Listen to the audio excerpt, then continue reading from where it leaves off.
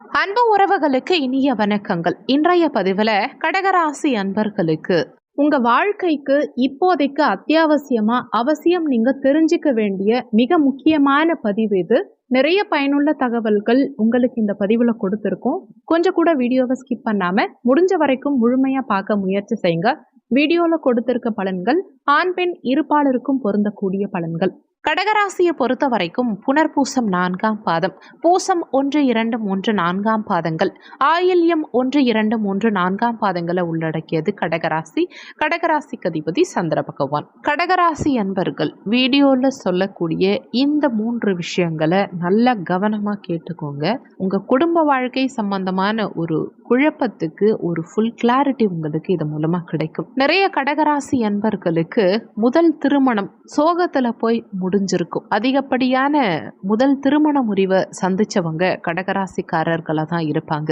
முதல் காதலும் சரி, முதல் திருமணமும் சரி, போராடிக்கிட்டே இருக்கணும். வாழ்க்கை ஏன் இந்த போராட்டத்தை கொடுக்குது அப்படின்னு ஒவ்வொரு கடகராசிக்காரர்களும் வருத்தப்படாத நாளே இல்லை. கடகராசிக்கு 4ல் சுக்கிரன், 11ல் சுக்கிரன், அதாவது 4ஆம் வீட்டு அதிபதியும் உங்களுக்கு சுக்கிரன் தான், 11ஆம் வீட்டு அதிபதியும் சுக்கிரன் தான். இதனால சில நேரத்துல வாழ்க்கையை தப்பா சூஸ் பண்ணிட்டோமா அப்படின்னு மனசுல ஒரு எண்ணம் அடிக்கடி வந்து போகும். கடகராசி அன்பர்களை பொறுத்த வரைக்கும் யாருமே உங்களுக்கு ஒரு நல்ல ஷோல்டர் கொடுக்கறவங்களா, நல்ல சப்போர்ட்டிவான பர்சன்ஸ் கிடையாது. கடகராசிக்காரர்கள் சொல்ற பேச்சை யாரும் கேட்கவும் மாட்டாங்க. யாரும் கடகராசிக்காரர்களுக்கு அன்பான ஒரு வார்த்தையும் சொல்ல மாட்டாங்க. ஜென்ரலா கடகராசிக்காரர்கள் ஒரு கருவேப்பிலை மாதிரி இவங்களை யூஸ் பண்ணிப்பாங்களே தவிர யூஸ் பண்ணதுக்கு அப்புறம் தூக்கி போட்டுருவாங்க. ஏன்னா கடகராசிக்காரர்கள் அவ்வளவு பிரில்லியன்ட். மனோகாரகனான சந்திரன் அதிபதியா கொண்டவர்கள்ங்கிறதுனால யோசிச்சு நிதானமா நல்ல ஐடியா கொடுப்பாங்க. ஐடியா கொடுத்து முடிச்சதுக்கு அப்புறம் அவங்க பேச்ச கேட்டு முடிச்சதுக்கு அப்புறம் நீ இனிமே சரிப்பட்டு வரமாட்ட அப்படின்னு விட்டுட்டு போயிடுவாங்க. கடகராசிக்காரர்கள் ஜென்ரலா ரொம்ப நியாயமானவங்க. அன்பால இவங்களை மத்தவங்க ஈஸியா வீழ்த்திடுவாங்க. பிறர் சந்தோஷத்துல தலையிடாத கடகராசி அன்பர்களுக்கு அவங்க சந்தோஷமே ஒரு தடையா போயிடும். இவங்களுக்கு சந்தோஷம்ங்கிறத தன்னுடைய தாய் தந்தை கிட்ட இருந்தும் சரி, உடன் பிறந்தவர்களா இருந்தாலும் சரி, ஏன் அவங்க பெத்த குழந்தைகளா இருந்தாலும் சரி, கட்டிய கணவனோ மனைவியோ யாருமே பெருசா கொடுக்க மாட்டாங்க. 360 டிகிரில சுத்தினா கூட ஒருத்தவங்களும் கைப்பிடிச்சு தூக்கறதுக்கு ஆள் கிடையாதுங்கிறது தான் உண்மை. கடகராசிக்காரர்கள் அவ்வளவு பிரச்சனைகளை சந்திச்சுக்கிட்டு வாழ்க்கைய வாழ்ந்துட்டு இருக்காங்க. ஒரு 5 வருஷமா கண்டக சனி, 2 வருஷமா அஷ்டமத்து சனி, 7 வருஷமா லைஃப் கெரியரையே இழந்துட்டாங்க. அதுவும் ஒரு சில கடகராசி அன்பர்களுக்கு சுக்கிரதசால அதிகமா பாதிக்கப்பட்டிருப்பாங்க. இந்த சுக்கிர புத்தி கடகராசி அன்பர்களுடைய வாழ்க்கையை தலைகீழா மாத்திருக்கும். அதுவும் கடகராசிக்காரர்களை பொறுத்த வரைக்கும் திருமண வாழ்க்கை கரெக்டா இருக்கா இல்லையா, இல்ல திருமண வாழ்க்கையில நம்ம சந்தோஷமா இருக்கோமா இல்லையாங்கிற விஷயம் அவங்களுக்கே தெரியாது. அதுவே பெரிய கொஸ்டினா இருக்கும். நம்ம ஏன் வாழணும், ஏன் திருமணம் பண்ணணும், ஏன் காதலிச்சோம், ஏன் ஏமாந்தோம், ஏன் பணத்தை கொடுத்தோம், ஏன் இப்படி இருக்கோங்கிற கொஸ்டினுக்கு ஆன்சர் அவங்க கிட்ட கிடைக்காத ஒரு விஷயம்னு தான் சொல்லணும். அவங்க மனசுல என்ன ஓடுதுன்னு அவங்களுக்கே தெரியாது. காரணம் அவ்வளவு பிரச்சனை. ஒரு விஷயத்தை இறக்கி வச்சுட்டு நிம்மதியா உட்காரவே முடியாது. நிறைய கடகராசி என்பர்கள் பிரச்சனைய சுமந்துகிட்டே வாழ்ந்துட்டு இருக்காங்க. சரி, இந்த பிரச்சனைக்கு காரணம் இவங்களான்னா கண்டிப்பா இவங்க கிடையாது. சுத்தி உள்ளவங்க இவங்களை 360 டிகிரி செல்சியஸ்ல அவ்வளவு கோபப்படுத்துவாங்க, அவ்வளவு அசிங்கப்படுத்துவாங்க. ஒரு திருமண வாழ்க்கைங்கிறது ரொம்ப ரொம்ப முக்கியம். நல்ல கணவன், நல்ல மனைவி எதிர்பார்ப்பு யாருக்கா இருந்தாலும் இருக்கதான் செய்யும். அந்த திருமண வாழ்க்கையே மோசமா அமைஞ்சா, அதுல ஒரு ஏமாற்றம் வந்தா, அதுல ஒரு நம்பிக்கை துரோகம் வந்தா யாரால தாங்கிக்க முடியும் சொல்லுங்க? நம்ம இவ்வளோ நாளா நம்பி காதலிச்சு ஃபேமிலியை எதிர்த்து கல்யாணம் பண்ணி வந்தா இங்க நம்மளையே எதிர்க்கிறாங்கன்னா நமக்கு எப்படி இருக்கும்? நமக்கு தெரிந்தே ஒரு நபர் நம்ம வாழ்க்கையில விளையாடுறாங்கன்னு தெரிஞ்சா யாருக்கு வலிக்காம இருக்கும் சொல்லுங்க?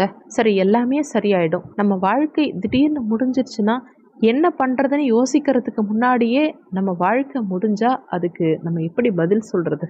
பணம், மானம், நம்பிக்கை, அன்பு, இந்த 4மே நம்மளை தோற்கடிச்சா நம்ம வாழற வாழ்க்கைக்கு அர்த்தமே இல்லாம போயிடுமே. கடகராசிக்காரர்கள் வாழறாங்கங்கிறத விட அடுத்தவங்களை வாழ வைக்கிறாங்கங்கிறது தான் உண்மை. கடகராசிக்காரர்கள் தன்னுடைய கூட இருக்கவங்களுக்காக உயிரை கொடுத்து போராடுறாங்க. சாதாரணமா போராட மாட்டாங்க.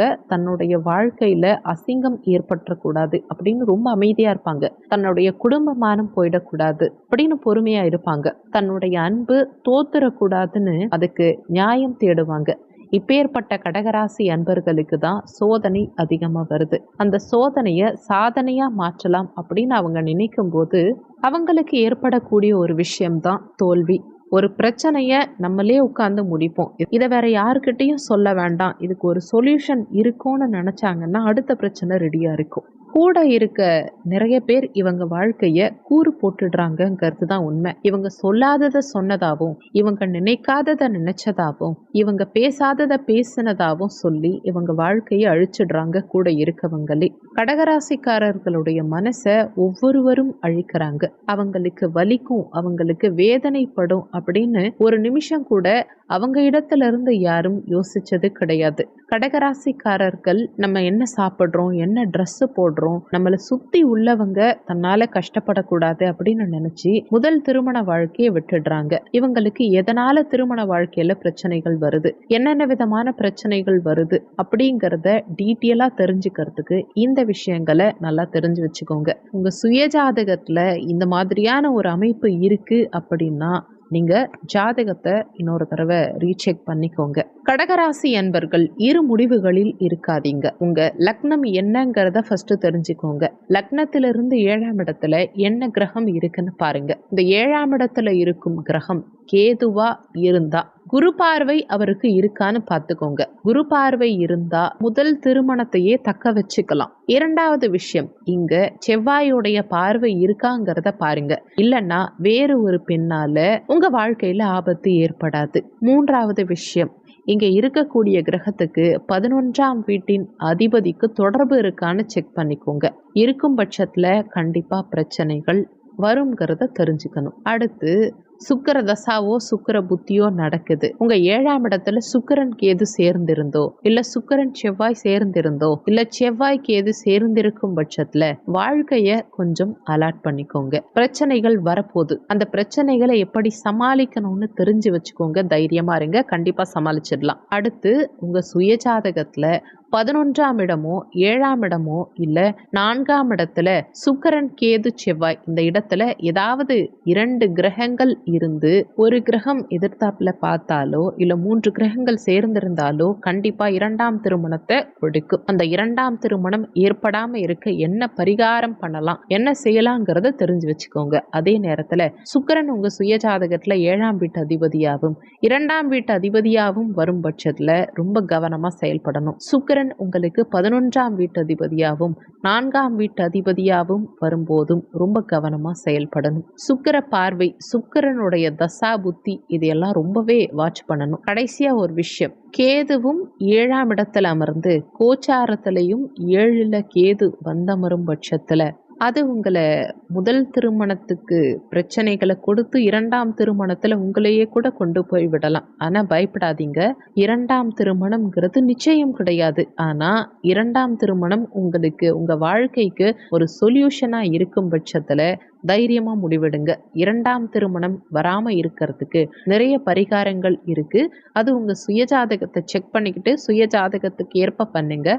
கண்டிப்பா வாழ்க்கை உங்களுக்கு உண்டானதா மாறும். கடைசியா ஒரு விஷயம், இதுதான் கடகராசிக்காரர்களுக்கு ரொம்ப ரொம்ப முக்கியமான விஷயம். நம்ம வாழ்க்கையில நம்ம பேர் ஆணோ பெண்ணோ நம்மள மதிக்கல, நம்மள கண்டுக்கவே இல்லை, ஏளனம் பண்றாங்க, நம்ம அன்பை ஏமாத்துறாங்க, அன்பு கொடுத்தாலும் திரும்ப அன்பு கொடுக்க மாட்டேங்கிறாங்க, நம்ம அன்புக்குண்டான ஒரு அடைக்கலம் இல்லைங்கிற பட்சத்துல கடகராசி அன்பர்கள் நல்லா தெரிஞ்சுக்கோங்க. கண்டிப்பா கேது செவ்வாய்க்குரிய பரிகாரம் செய்யும் போது இழந்த வாழ்க்கையும் புதிய நபரும் கண்டிப்பா உங்க வாழ்க்கையில வருவாங்கங்கிறது உண்மை. சொல்லியிருக்கக்கூடிய பலன்கள் கோச்சார பலன்கள். இது வெறும் 20% தான் ஒர்க் பண்ணும். மீதி 80% உங்க சுய ஜாதகத்துல ஜனன கால ஜாதகத்துல உங்களுக்கு என்ன தசா புத்தி நடக்குது, தசாநாதனும் புத்திநாதனும் எங்க சஞ்சாரம் செய்யறாங்க, என்ன மாதிரியான சாரம் வாங்கியிருக்காங்க, இந்த மாதிரி நிறைய விஷயங்களை பொறுத்து 80% உங்க வாழ்க்கையில எல்லாமே நடக்கும். அதனால வீடியோல சொல்லி இருக்கிறது அப்படியே என் வாழ்க்கையில நடக்கும்னு நினைச்சு எதுவும் பயப்பட வேண்டாம். ஜாதகம் பார்க்கறதா இருந்தா வீடியோல ஜாதகம் பார்க்கன்னு கொடுத்திருக்க நம்பருக்கு வாட்ஸ்அப் பண்ணுங்க. இந்த வீடியோல உங்களுக்கு ஏதாவது சந்தேகம் இருந்தா கீழே இருக்க கமெண்ட் செக்ஷன்ல சொல்லுங்க. நன்றி. மற்றும் ஒரு நல்ல பதிவோடு மீண்டும் உங்களை சந்திக்கிறோம்.